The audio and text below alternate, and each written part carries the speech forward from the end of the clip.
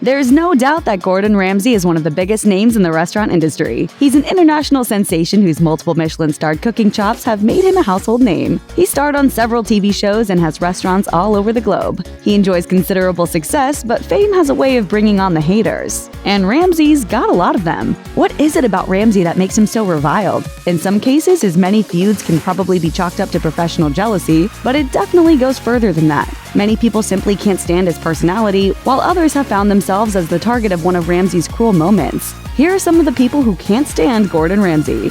You're not even helping yourself. You're not talking to me. I feel if I eat any more, I'll be crapping for the next 105 years. Bon appetit. Mario Batali.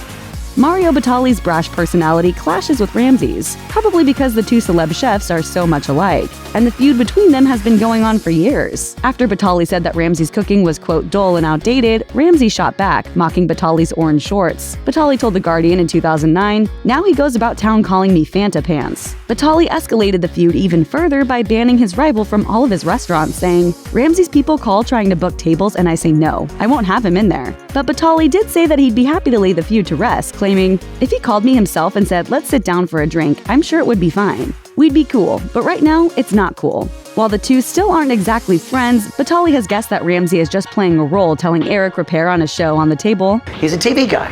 It's like playing the bad guy in Macbeth. Like, that's just the role he's got." I don't think he's like that, honestly.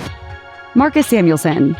If Marcus Samuelsson's memoir, Yes Chef, is to be believed, he has a better reason than some to hate Ramsay. He said he first noticed Ramsay's less than stellar personality when cooking with him at a promotional event, recalling, "There were a handful of chefs there, and Gordon was rude and obnoxious to all of them." A couple years later, when he landed a job at the Lanesborough in London, Samuelsson was asked which British chefs he admired, and Ramsay didn't make the list. Samuelsson wrote, "I thought the best way to handle it was to say nothing about him at all. Nothing good, nothing bad. I guess he was offended at being left out." Ramsay allegedly called Samuelsson saying, "How the f*** can you come to my f***ing city and think you are going to be able to cook without even f***ing referring to me?" Samuelsson said that the tirade went on for several minutes and ended with Ramsay saying, "I'm going to make sure you have a f***ing miserable time here. This is my city, you hear? Good luck, you f***ing black bastard." Jamie Oliver. Ramsay has so many haters that you could sort them into categories of those who casually dislike him, and those who take their feuds with him very seriously. Chef Jamie Oliver falls into the second category, and has had an ongoing feud with Ramsay for years. The fight began in the 2000s when Oliver publicly bashed Ramsay for mocking the appearance of Australian TV personality Tracy Grimshaw after a difficult interview. Is that a watch you've got there? What is that? Stop! It's a little mole. I've had it since I was a little kid. Oh, really? It's like your little sister on your lips. What? I'm glad I kissed the cheek. Ramsay retaliated by calling Oliver a one-pot wonder, and their feud was born. I've been hard on you this week, Jamie. I've called you fat. I've criticised your restaurants. Called you fat. Oliver has even brought Ramsay's wife, Tana, into the battle, saying that she's a better cook than her more famous husband. The breaking point came in 2017 after Oliver talked about having one more child than the Ramsays. In reality, Tana had suffered a miscarriage earlier that year, and Ramsay said he would never speak to Oliver again unless the chef apologized. Ramsay told Radio Times, "Boys will always fight and butt heads, but Tana was mortified. I mean, really mortified." A.A. Gill. Part of the reason Gordon Ramsay alienates people is because he has a tendency to take things personally. In the 1990s, Ramsay's restaurant Aubergine received good reviews from critics, but failed to win over the late A.A. Gill. The critic gave Aubergine a negative review in the Sunday Times. Ramsay retaliated against Gill years later by kicking him out of another one of his restaurants. Ramsay wrote in The Independent that he doesn't have a problem with constructive criticism, but said, "If it becomes personal, I'll close my doors to that." He said he kicked Gill out because he doesn't respect him as a food critic, writing, "Personal attacks and insulting my staff is something I'm not putting up with. I don't have to stand there and cook for him." Gill responded by saying that while he respects Ramsay's cooking skills, he is just a really second-rate human being. Danny Lavy. Ramsay's former business partner Danny Lavy ended up on Ramsay's hit list after ending their partnership because Ramsay wasn't pulling his weight. Their venture, Laurier Gordon Ramsay, lasted only 6 months before Lavy terminated Ramsay's consulting contract.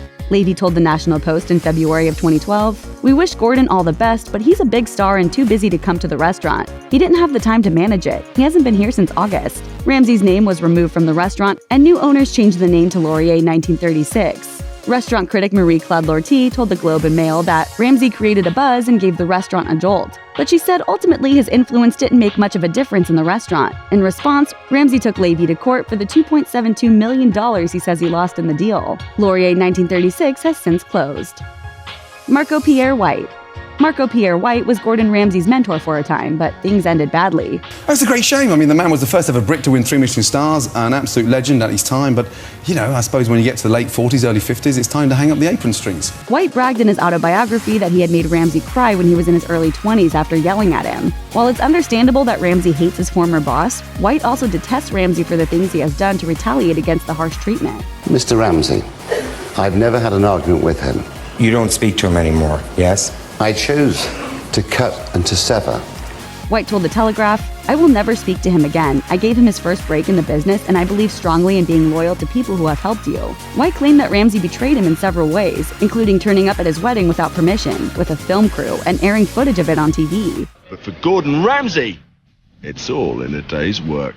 In 1998, Ramsay paid someone to steal his own restaurant's reservation book. He then claimed that White was behind the theft and was trying to sabotage his business. Ramsay admitted to The Guardian nearly a decade after the incident, "I blamed Marco because I knew that would f*** him." Eric Ripert.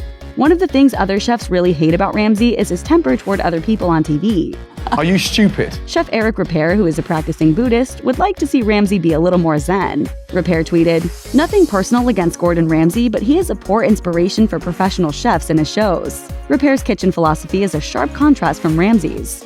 Buddhism has been very transformative for me. I meditate every day. Ripert believes that a chef should lead their kitchen team by sharing, teaching, and inspiring with respect, instead of what he says Ramsay does, which is insulting, abusing, and humiliating the team. You've got a palate like a cow's backside.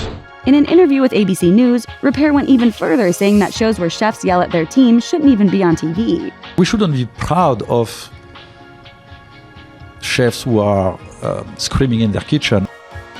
Jacques Pepin. Jacques Pepin is another chef who thinks that Gordon Ramsay's on-screen persona leaves a lot to be desired. You're calling me a I am! You stuck-up precious little.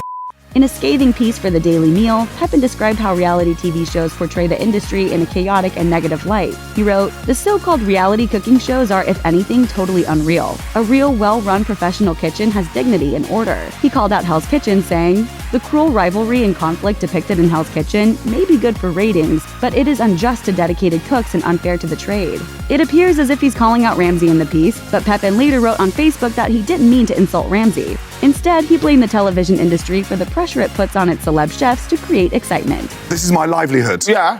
And my palate's insured for millions. Right, well, you just ate bull's penis covered in hot sauce, so you might want to call your lawyer. Thanks for watching. Click the mashed icon to subscribe to our YouTube channel. Plus, check out this other cool stuff we know you'll love too.